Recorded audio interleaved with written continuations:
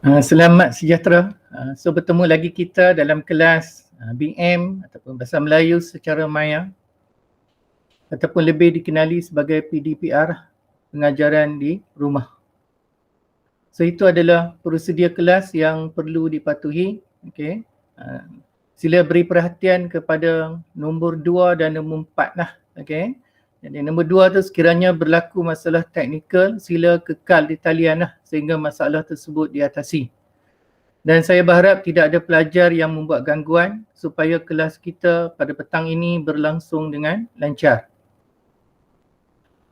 Pada petang ini kelas PDPR kita adalah tentang novel, okay? Dan saya akan menggunakan kaedah bedah siasat novel bagaimana untuk memudahkan awak lah memahami novel dengan lebih berkesan supaya boleh membantu lah awak untuk menjawab soalan-soalan berkaitan dengan novel.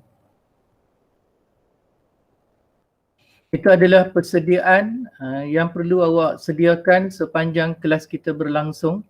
Jadi yang pertama, pastikan awak telah mencetak bahan ataupun kertas edaran yang telah diberikan sebelum ini. Okay. Pastikan awak ada kertas atau buku untuk kita membuat latihan dan sediakan jugalah alat-alat tulis seperti biasa. Okay. Apabila kita melihat soalan BM dalam kemahiran penulisan, terbahagi kepada dua kertas iaitu kertas 1 dan juga kertas 2. Okey, itu adalah bentuk kemahiran penulis dalam bahasa Melayu. Kod dia 1103. Novel mengikut format KSSM, dia adalah soalan nombor 8 dalam kertas 2 dan soalan novel akan diuji dalam dua soalan iaitu soalan 81 dan juga soalan 82. Kombinasi markah adalah tidak tetap. 81 dan 82 kedua-duanya membawa kewajaran markah 10 markah. Tetapi kombinasi markah adalah tidak tetap. Mungkin 4, 6, 3, 7 dan sebagainya. Jadi dalam bahagian novel ada markah bahasa lah. Dan markah bahasa itu dinilai secara holistik iaitu secara keseluruhan lah. Dan maksimum bagi markah bahasa adalah hanya 3 markah lah daripada markah yang diperuntukkan. Bagi soalan nombor 1 novel, soalan ini berkaitan dengan pemahaman ataupun pemindahan maklumat dan boleh diambil daripada mana-mana novel. Manakala bahagian kedua novel pula adalah novel soalan berbentuk kritis ataupun aspek kajian dan novel yang ditanya adalah berdasarkan novel yang dipelajari mengikut zon. Okay, so ini adalah lakaran yang menggunakan kaedah bedah siasat novel. Kita akan beri tumpuan untuk satu bab. Daripada satu bab itu kita akan cuba memahami apakah unsur-unsur komsas yang terdapat dalam bab tersebut.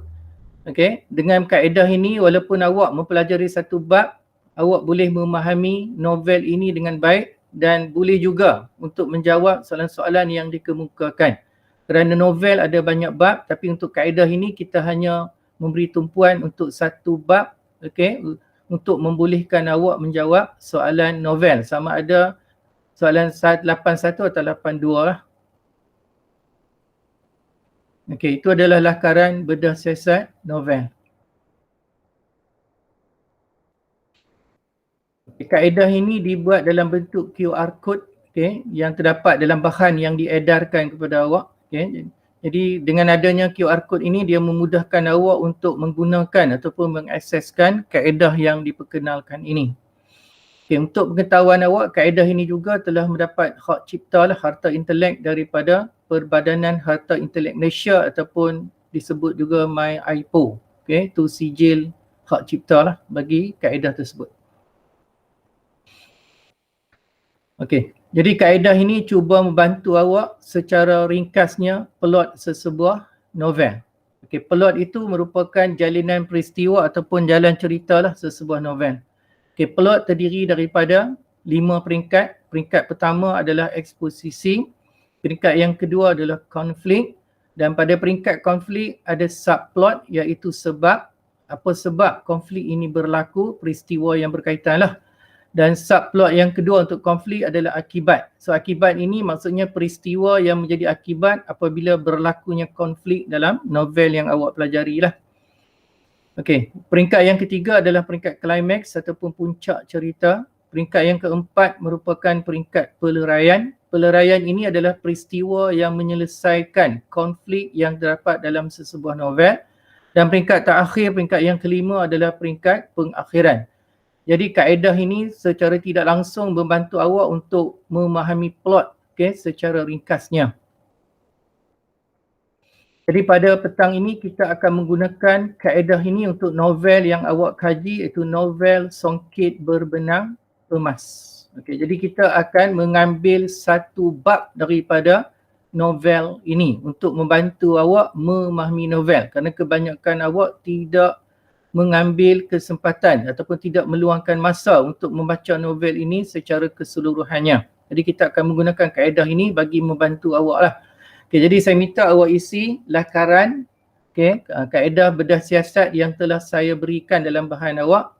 Okay, jadi kita masukkan di situ. Okay, ini adalah kita beri tumpuan untuk bab 3 sahaja. Okay, bab 3 novel. Keseluruhannya ada 28 bab, jadi kita hanya beri tumpuan untuk bab 3. Jadi dalam bab 3 latar tempatnya adalah Hospital Batu Pahat. Jadi awak masukkan peristiwa yang berlaku di latar tempat tersebut. Okey, itu dari segi gambaran lah. Okey, seterusnya isi latar masyarakat dalam lakaran tersebut. Okay, dalam bab ini terdapatnya masyarakat yang bertanggungjawab. Itu adalah contoh. Contohnya adalah melibatkan Dahlia sebagai anak sulung yang mengambil alih tanggungjawab ibunya. Okay. Baik, itu adalah gambaran. Okay, seterusnya isi di situ latar masa. Dalam bab ini latar masanya adalah petang hari Khamis. Ini adalah peristiwa yang terlibat kerana setiap unsur Komsas mestilah dibuktikan dengan peristiwa. Okay, seterusnya adalah watak sampingan. Ini merupakan watak-watak sampingan yang terdapat dalam bab ini. Nekkia. Nekkia ni adalah watak antagonis. Okay, seterusnya adalah persoalan. Persoalan ni adalah isu yang dibincangkan dalam bab ini. Itu persoalan tentang anak yang tidak bertanggungjawab. Okay, itu peristiwa dia. Itu digambarkan melalui peristiwa Abu Bakar, anak lelaki tunggal embung lah. Okay, seterusnya pengajaran yang terkandung dalam bab ini. Jadi kita hendaklah menunaikan tanggungjawab kita lah. Okay, itu contoh yang terdapat dalam bab untuk dikaitkan dengan pengajaran tersebut. Okay, seterusnya ialah nilai. Dalam bab ini terdapatnya nilai kerajinan. Itu adalah contoh melibatkan watak Dahlia dalam bab ini. Okay, seterusnya adalah perwatakan watak utama. Maksudnya apakah sifat Dahlia dalam bab ini. Digambarkan anak yang bertanggungjawab. Itu adalah contoh bagi perwatakan Dahlia. Okay, seterusnya ini adalah bab peristiwa. Peristiwa penting bab tersebut. Okay, dia keluar dari asrama. Ada dua, saya bubur. Nekkia satu, watak sampingan. Dan Embung sebagai ketua keluarga. Okay, seterusnya ini adalah soalan novel yang perlu awak jawab. Okey, walaupun kita tidak membaca keseluruhan novel ini, tapi kita boleh menjawab lah. Okey, peristiwa peleraian itu peristiwa yang menyelesaikan konflik lah. Okey, jadi itu adalah contoh-contoh yang semuanya ada dalam bahan yang telah saya kemukakan kepada awak. Jadi masukkan dalam slide untuk kemudahan sahajalah. Okay, itu adalah peristiwa-peristiwa yang melibatkan peleraian dalam novel ini. Okey, ini adalah rangka jawapan awak. Apabila kita menjawab soalan novel, terutamanya soalan bahagian 2, kita mestilah jawab dia dalam bentuk esei. Okey, itu adalah dia punya rangka. Jadi rangka ini ada dalam bahan yang diedarkan kepada awak dan awak lengkapkan kepada saya dan serahkanlah kepada saya untuk saya semak. Jadi maklumat-maklumat tambahan berkaitan dengan soalan ini bolehlah merujuk kepada blog saya. Okey, sama juga semua blog saya itu ada dalam bahan, awak cuma melayarinya sahaja. Okay, jadi saya berharap dengan kaedah bedah siasat yang dikemukakan tadi dapat membantu awak lah untuk memahami novel dan seterusnya menjawab soalan yang saya telah kemukakan tadi. Jadi latihan yang telah siap, emailkan kepada saya. Email sama juga ada dalam bahan yang diedarkan. Okay, jadi saya mengucapkan terima kasih kerana sudi bersama saya untuk kelas pada petang ini. Terima kasih.